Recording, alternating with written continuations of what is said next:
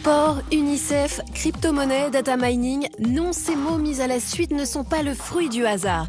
Ils ont un sens et ils partagent une chose, le projet de Game Changers ou comment être gamer tout en se souciant des causes humanitaires. Bon, reprenons, je vous sens perdu. À l'origine de tout, une action finalement plutôt simple, miner. Mais miner, c'est quoi au juste ? Miner, ça veut dire quoi ? C'est grâce à ton ordinateur, tu dédies un peu de ton espace de calcul pour valider les transactions des autres et en échange, le réseau te récompense en crypto-monnaie. Donc tu génères un peu de l'argent avec ta carte graphique. Nous, on s'est dit, on s'est posé la question, et si on essayait d'appliquer ce principe pour une organisation comme UNICEF ? Mais s'il y a cette contrainte de pénurie de cartes graphiques. Donc on s'est posé la question, mais aujourd'hui, quelle est la communauté dans le monde qui détient le plus de cartes graphiques ? La question reste en l'air, pourtant vous avez déjà la réponse. Certes parce que je l'ai déjà donnée plus tôt, mais aussi et surtout parce que la réponse, c'est nous, c'est vous, les joueuses et les joueurs. Pourquoi ? Parce que la crypto-monnaie se fait en fonction de la puissance de la carte graphique. Et donc, plus la carte graphique est élevée, plus elle va générer de crypto-monnaie.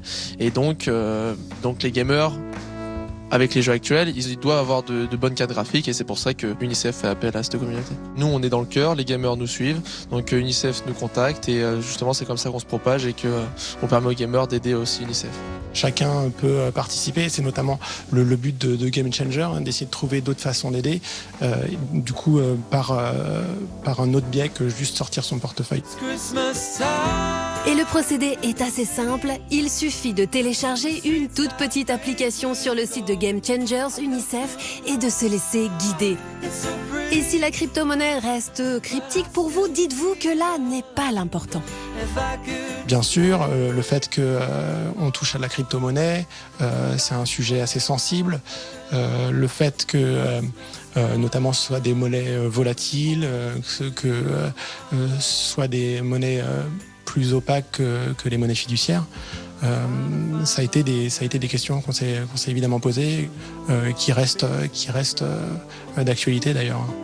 En fait, on n'est pas là pour dire si la crypto-monnaie c'est bien ou c'est mal. C'est pas le débat en fait. La chose importante aujourd'hui, c'est grâce à cette technologie qui existe, on peut mettre en place une plateforme de donation indolore, de micro-dons indolore, et c'est ça qui est important. Chacun peut donc contribuer et les gamers représentent une audience de choix. Peu effrayés par la technologie et la nouveauté, difficile de rêver meilleur public pour sensibiliser à la chose.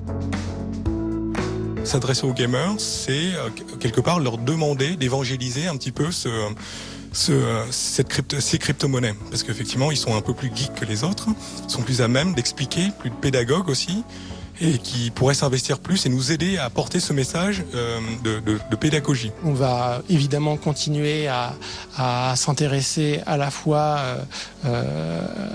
au soutien et la communauté des gamers et en même temps à la crypto-monnaie et à la blockchain, parce qu'il y a évidemment énormément de choses à développer dans ce secteur, et notamment pour l'humanitaire. On peut d'ores et déjà s'imaginer que ce n'est donc que le début, que nouvelles technologies peuvent rimer avec humanitaire.